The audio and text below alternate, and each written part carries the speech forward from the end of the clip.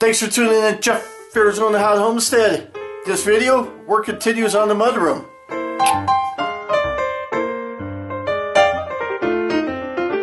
Thanks for tuning in to Jeff Arizona Hot Homestead. I got the mudroom. Work continues. This video is about the trim work that I've done. And I didn't get all the trim. I got the baseboards done. Down there, the windows and the doors are framed. But these corners, I got a special deal for these corners, but I can't show you that yet. Alright, so I have this tongue and groove board that laying on this 2x8, you can tell it is not a straight board. I'm hoping that the 2x8 is straight. It seems to be straight. So what I'm attempting to do is figure out how I can cut and make this straight. Make this here straight. Now granted, I'm going to lose some on each end, but I'm going to make trim pieces out of this. So I know that's how much it is off by. I've kind of figured out that that right about here is the part, and what I kind of did was I set this and kind of ran it along until I found a spot that worked the best. And so right here is about the deepest curve, if you will. But what do I do now? I kind of want to take this edge right here and put on the other side of this. So when I run it through the table saw, it will cut right here and then all the way down to make a straight line, and then I could go from there. So I don't know what I'm doing. So what do? I gotta somehow take this whole thing and keep it straight and move it over. How the freak am I going to do that? Oh, I'll figure it out. So I added, it ended up being from the edge of this to this point here, or to that point there, was 1 1/16, but I added like another quarter to make room for the blade, and I also wanted not to cut this board. So I should be cutting on just on the outer edge. So my thought was, how do I shift this whole thing over? So once I knew what this measurement was, I basically took this guy here and I measured what this was, and I wrote it down. So I did that end, this end, and the center. And then I added to it that distance here. And then I pushed this whole thing over after I put the measurements onto here. So I added those two numbers, pushed this board over, and then I popped a screw in down there and a screw in down here. You want to make sure the screw doesn't poke all the way through, because this board is going to ride along here. Now I have to measure the distance that I want to cut here. Where's my center point? The distance I want to cut here to here, and figure that out, and then I gotta grab my what you call it, my guide, and put that in place. And then I think I'm set. So let's do that. Alright, So then once I secured both ends with the screws, then I took this guy and I laid him like say, because I wanted to cut basically right on there. And I use this because my concern here was that I would be too much like this.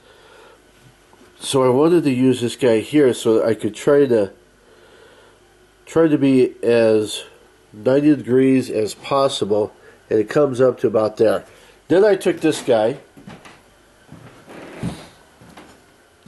came over here, and I did this.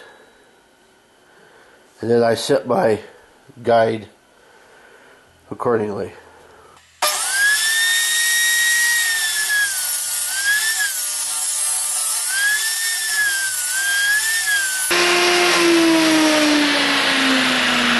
Now what I'm going to do is take out the screws, and I got a straight edge now. And so then I'll flip it over and cut off this little piece right here.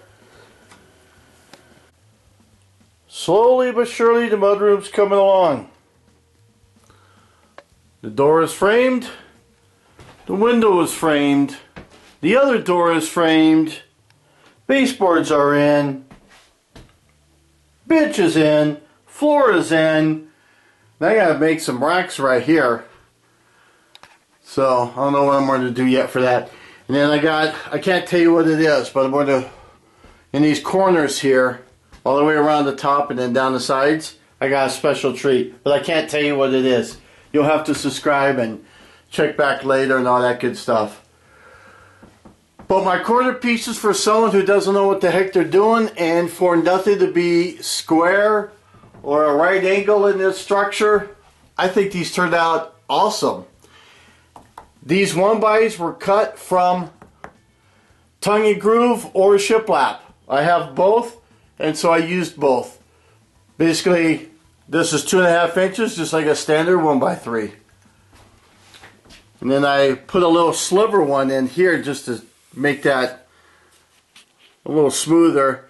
It didn't come out absolutely perfect because some of these guys here stuck up a little bit. I guess I could have sanded it down, but I didn't want to. I want some imperfections.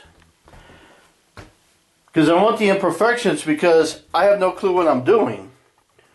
So if it's perfect, well then that kind of messes with me, myself. So put a nice piece in here. I cut another one right here. See how nice that looks up there? Dang. I'd say I do pretty good work. I got 2 coats of just some clear. Down here is about the only thing I wish I would have done different. See how these go together? I should have did the 45 right there. Dang it, but I had already cut this one, and I set it in place, and then as soon as I set this, once I did the 45s on these, I looked at it, I'm like, dang it, I should have done it the other way. I should have made this one longer so I could make a 45. Oh well.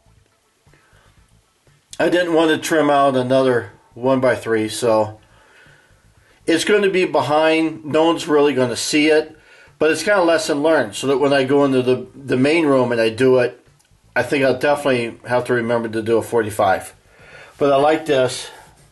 Just a 45 right here. Nice and smooth right up into here. And then just rounds off. I just sanded this there with a regular sander. A palm sander. Or a rotary sander. Whatever the heck that thing is. What is that? It's a sander. And then I just got a 1/4 round that fits right in there, and it blends in nicely with the dark color of the bench and the flooring. And see, even that there looks fine. So all I got left is my corner trim and what I'm going to put here. And then what I'm going to put here is just going to be, I got a little buffet type of thing here that I'm going to put here underneath the window, and then I'll have a little space here and a little space there I can do something with. I don't know what. I'll figure it out. Maybe I'll leave it blank. Lots of brad nails. And yes, you can see the brad nails. Excuse me. I'm not going to cover these up. I want them exposed. Now what I did for all the measurements and all that, this is what I used. I really like this by Sigma and CD60. It's a distance laser meter, and that's how I done most of the measurements in this room. I have another one of these that's by a different brand, but I like this one a lot better. So I use this and that tape measure there. So I would measure the distance, like on this wall here, and then I'd take the tape measure, and then when I went over to the chop saw, I would cut it from there. Then what I did was I used the chop saw kind of to cut the distance, and then for my 45s for the framing, I basically would set this to 45, or I would move it over here to this 45, and I'd just do the chop saw thing. See, like this one here is one that was, see, here's an edge of a piece.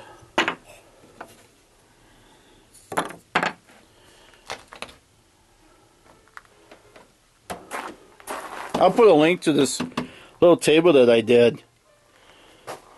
It's kind of nice. It folds up, and then I can rest stuff on here. What I use to trim down my my boards, my tongue and groove and shiplap, I use this. This 45 here was because I was cutting the edge of the baseboards. But basically, I would just set my tape measure here, measure my 2.5 inches over, set this, and then cut my boards. Well, let me rephrase.